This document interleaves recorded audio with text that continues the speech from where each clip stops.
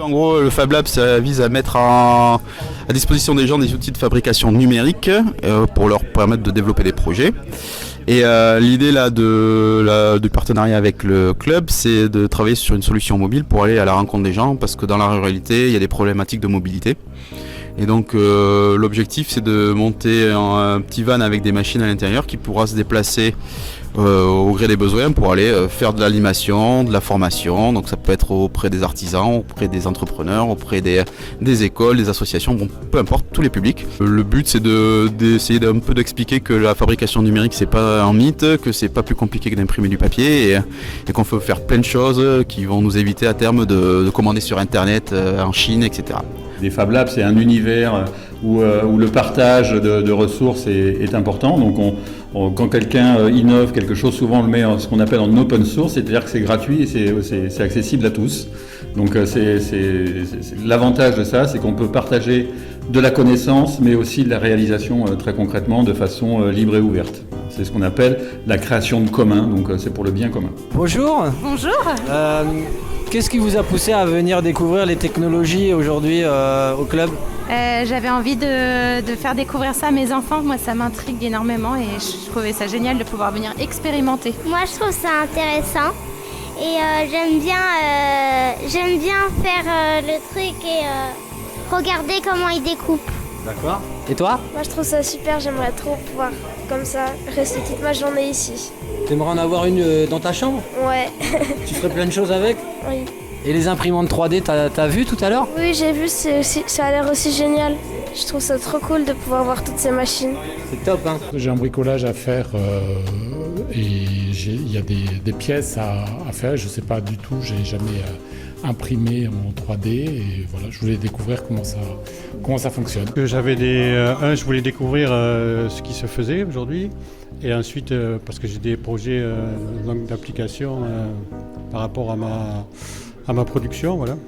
Alors moi, je venais spécialement pour tout ce qui est découpe vinyle, pour le flocage de t-shirts, parce que ça pourrait m'intéresser pour un projet qu'on a dans la commune. Donc voilà, c'est pour ça que je suis venue. Mais oui, j'ai vu aussi qu'ils avaient commencé à faire des dessous de verre. Ils ont fait des petits dessins dessus.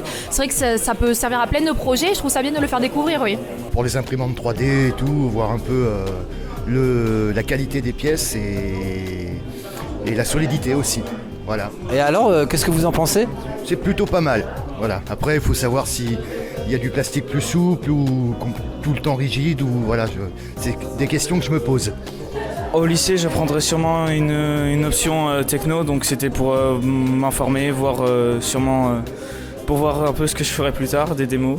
C'est mon prof de techno qui m'en avait parlé et j'aime bien les imprimantes 3D aussi. C'est ça qui m'a donné envie de venir. Qu'est-ce qui t'attire dans la technologie de l'imprimante 3D justement ? C'est qu'on peut faire plein de choses diverses et variées. J'aime bien, c'est fun.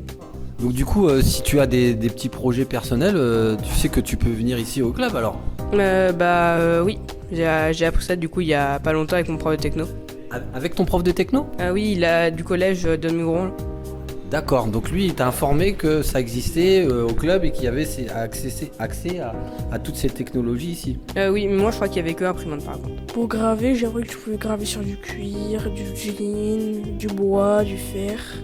Et après je suis content et j'ai appris comment faire plusieurs tests, comment savoir si c'est bon ou pas, comment enregistrer des images pour les envoyer aux machines. Nous, quand fait de fabrication, vous apportez la création et la matière, c'est-à-dire que si tu emmènes... si je veux par exemple faire des porte-clés association idée, c'est ça. Je t'emmène le logo, je t'emmène le truc, si tu as fait tout le boulot avant. Et je te demande de m'en sortir 100.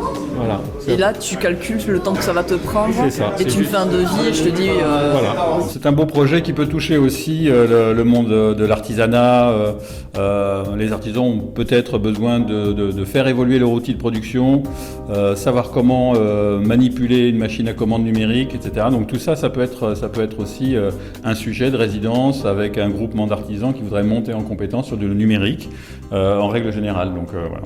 Et je trouve ça très bien, surtout dans le milieu rural comme ici. Voilà, on n'a pas besoin d'aller à Bordeaux on est Marseille dans une grande ville pour voir ce genre de choses. Donc c'est parfait. On peut créer des petites pièces, notamment des pièces en plastique pour l'électroménager, notamment qu'on ne trouve plus maintenant. Donc oui, je pense que c'est intéressant. Oui. Au niveau 3D, ça peut être des petites pièces qu'on n'a pas forcément pour pouvoir remplacer, justement, pas forcément réacheter toute la machine, comme sur les cafetières, même simplement des petits boulons des fois qui nous manquent. Et après, justement, voir ce que pouvaient proposer les restes des machines, parce que je ne les connais pas. Quelquefois, on jette des objets parce qu'il y a une pièce qui est cassée. Et si ces machines-là peuvent donner opportunité de recréer ces pièces-là, et ça donne une seconde vie à l'objet. Moi, je rêverais, parce que je me rappelle quand j'étais gamin, il y avait de moins en moins de trucs technologiques. Il fallait aller à Mont-de-Marsan au cinéma ou des trucs comme ça. S'il peut y avoir une petite boutique de personnes qui font de l'artisanat un peu numérique et que ça fait en sorte que les jeunes y restent ici pour faire des trucs comme ça, c'est chouette. Et donc vous êtes dans l'enseignement et en technologie, dans votre établissement, il y en a déjà des... Alors moi je suis particulier, je ne suis pas le second degré, c'est le premier degré. Le premier degré c'est maternelle et élémentaire, donc c'est des instituts autrefois, voilà. Et donc ça fait partie des programmes, la notion d'informatique, de programmation, voilà.